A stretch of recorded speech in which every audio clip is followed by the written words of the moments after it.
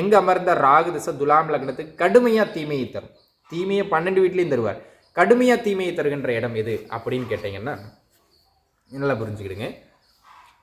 ராகு 3ஆம் இடமான நன்மையை தருகின்ற அதே 3ஆம் இடமான தனுசு வீட்டில் அமர்ந்து பூராட நட்சத்திரத்தை பெறுகின்ற பொழுது, தனுசு வீட்டில் அமர்ந்து பூராட நட்சத்திரத்தை பெறுகின்ற பொழுது கடுமையான தீமைகள் இருக்கும்.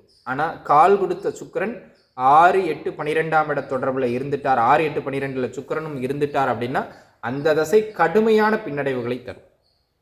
3ஆம் வீட்டில் சுக்கிரனுடைய பூராட நட்சத்திரத்தில் அமர்கின்ற பொழுது. அப்படியே 8ஆம் இடமான ரிஷப வீட்டில் ராகு அமர்ந்து அங்கு அவர் குறிப்பிட்ட 8ஆம் வீட்டில் அவர் எந்த நட்சத்திரத்தில் அமர்ந்தாலும் தீமையின் அளவு கொஞ்சம் கண்டிப்பாக இருக்கும். நன்மை தீமை அந்த ஏற்ற இறக்கம் ஒருபுறம் இருந்தாலும் மிருகசீரிட நட்சத்திரத்தில் அமர்கின்ற பொழுது அவர் கடுமையான தீமைகளை தருவார்.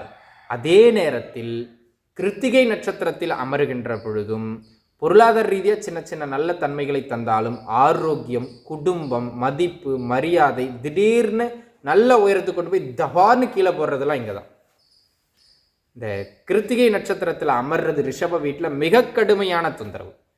அதேபோல் 12ஆம் இடமான லக்னத்திற்கு 12ஆம் இடமான கன்னியா வீட்டில் அமர்ந்து அவர் குறிப்பாக இவங்க சித்திரை நட்சத்திரம் பெறுவது, அதே போல் உத்திராட நட்சத்திரம் பெறுவது அப்படிங்கிறது பொருளாதாரத்தையும் ஆரோக்கியத்தையும் தொந்தரவு செய்யும். இதில் மிக கடுமையான இடம் அப்படிங்கிறது 8ஆம் வீட்டில் கிருத்திகை நட்சத்திரத்தில் ராகு அமர்வது தான் மிக மிக கடுமையான ஒரு சூழல். இங்கே அமர்கின்ற பொழுதும் கன்னி வீட்டில் உத்திராட நட்சத்திரத்தில் அமர்கின்ற பொழுதும் அந்த ஷேர் மார்க்கெட்டு, இந்த பெண்கள் விஷயங்களை போய் மாட்டிக்கிறது, நோய்வாய்ப்படுறது, அதிகமாக ஆசைப்பட்டு பொருளாதாரத்தில் மாட்டிக்கிறது, இதெல்லாம் இந்த இடங்களில் தான் நடக்கும். சரிங்களா?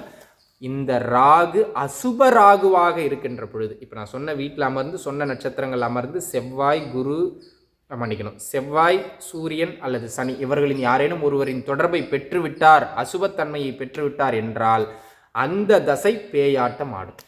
என்ன ஒரு உயர்நிலையில் இருந்தாலும் பின்னடைவை தந்தே தீரும். அந்த தசாபுக்தி காலங்களில் அமைதியாக இருந்துக்கிறது நல்லது. ஸோ இதை